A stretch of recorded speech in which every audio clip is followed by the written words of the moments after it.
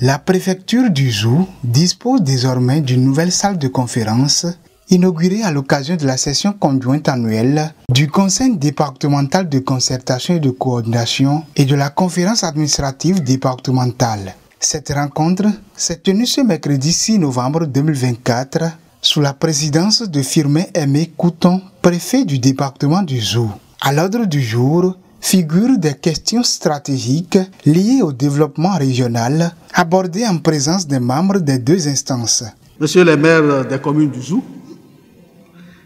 Mesdames et Messieurs les membres des conseils de supervision de la gestion des communes du Zou,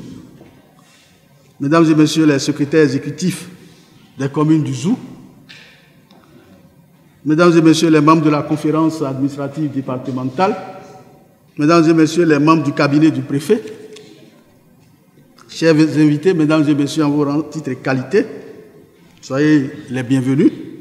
à l'occasion de l'ouverture solennelle de la deuxième session ordinaire de l'année 2024 du Conseil départemental de concertation et de coordination, CDCC, couplée avec la session extraordinaire de la conférence administrative départementale. Je voudrais souhaiter à toutes et à tous la bienvenue dans cette salle de conférence rénovée de l'Est Centre provincial de la Révolution, SCPR du Zou. Alors, Mesdames et Messieurs, au cours donc de la présente session, nous aurons à débattre des questions relatives à l'adoption des plans de développement communal de certaines communes, à la gouvernance de nos collectivités locales dans le contexte des réformes du secteur de la décentralisation, aux dispositions à prendre pour une bonne gestion de la veille pastorale, telle que prévue par le décret numéro 2024-954 du 8 mai 2024 portant veille pastorale en République du Bénin. Les questions relatives à la sécurité des personnes et des biens dans nos quartiers et nos villages, à plusieurs autres questions touchant le développement du département du Zou. En effet, Mesdames et Messieurs, relativement au premier point, les plans de développement communal, quatrième génération des communes du Zou, sont en cours d'élaboration et plusieurs communes les ont déjà fait valider par leur conseil, conformément à la loi numéro 2024-09 du 20 février 2024 portant loi cadre sur la planification du développement et sur l'évaluation des politiques publiques en République du Bénin. Les PDC doivent faire objet d'études d'arrimage avec les projets de l'État et doivent donc faire objet d'examen préalable au niveau du ministère du Développement avant d'être validés par notre instance qu'est le CDCC. À ce sujet, et conformément à cette procédure, les PDC des communes d'Agbaïzou, de Boïkon, de Kové, de Djidja, de Zakota et de Zobodomé ont été transmis au ministère en charge du développement. Après examen à ce niveau, des observations ont été faites et nous ont été transmises pour prise en compte avant l'approbation. Cette formalité a été déjà faite et les documents sont transmis à nouveau au ministère du Développement. Pour ce qui concerne les communes d'Abomey et de Ouenki, leurs PDC sont déjà validés au niveau de leurs conseils communaux et transmis à la préfecture. La procédure que je viens de décrire plus haut est en cours pour que les observations éventuelles soient prises en compte par ces communes-là. Le seul PDC qui est attendu, celui de la commune de Zanyarando, se fait toujours désirer. Concernant le deuxième point de l'ordre du jour, relatif à la gouvernance de nos collectivités territoriales, il faut signaler que grâce aux réformes du secteur de la décentralisation, consacrées par la loi numéro 2021-14 du 20 décembre 2021 portant code de l'administration territoriale en République du Bénin, des efforts se déploient pour la mobilisation des ressources dans les communes.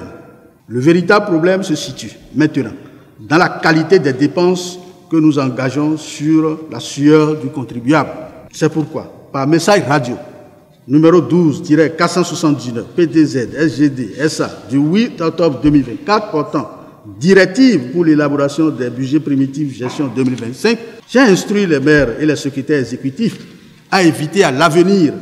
certaines prévisions de dépenses dont la qualité d'exécution ne garantit pas toujours la transparence et la sincérité requises en matière d'orthodoxie financière. Il s'agit en l'occurrence des subventions accordées à des organisations non responsables, gestionnaires des fonds mis à leur disposition, ne répondent pas suffisamment de la responsabilité exigée d'un gestionnaire de fonds publics. Ma décision, loin de supprimer la réalisation de ces activités, vise à les transformer ces rubriques budgétaires appelées subventions en des activités qui seront dorénavant exécutées directement par l'ordonnateur des budgets de nos communes pour produire ce que nous appelons des justifs appropriés en son temps. La charge de la justification légale de cette dépense relevant de ceux-ci, naturellement. Toujours dans la rubrique de la bonne gouvernance de nos communes, la gestion du patrimoine immobilier pose encore des difficultés de transparence malgré qu'à plusieurs réunions de CDCC, des recommandations ont été faites pour l'achèvement et la clôture des lotissements autorisés pour permettre l'immatriculation des domaines publics ainsi que les réserves constituées afin de mettre fin définitivement à des morcellements et à des aliénations frauduleuses de ces biens domaniaux par des personnes ne disposant pas la qualité. C'est le seul gage de la sécurisation de nos domaines publics. Donc, c'est le moment d'inviter, une fois encore, les secrétaires exécutifs de nos communes à mettre la pression sur les cabinets en charge des lotissements dans vos communes, à vous transmettre les documents relatifs au recasement autorisés pour la prise des actes de leur clôture, en tout cas au plus tard le 31 décembre 2024. À défaut, je suspendrai d'office à nouveau tout recasement sur les 30 de lotissement non clôturés. S'agissant de la veille pastorale, le décret numéro 2024-954 du 8 mai 2024 portant veille pastorale en République du Bénin a suffisamment mis en place une organisation. Si elle fonctionne bien, elle devra assurer une transhumance pacifique dans les communes de nos départements. J'en appelle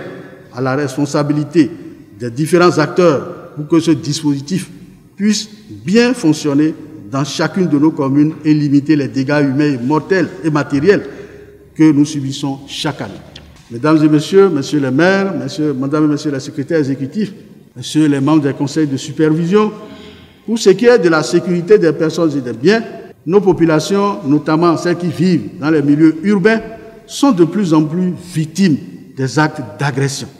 de braquage, d'effraction, d'intrusion clandestine dans leurs maisons pour leur arracher leurs biens. Nous devons à cet effet, à travers les conseils d'arrondissement, faire plus preuve de rigueur et de dénonciation de ces vils individus sans foi ni loi qui continuent à perturber la quiétude dans nos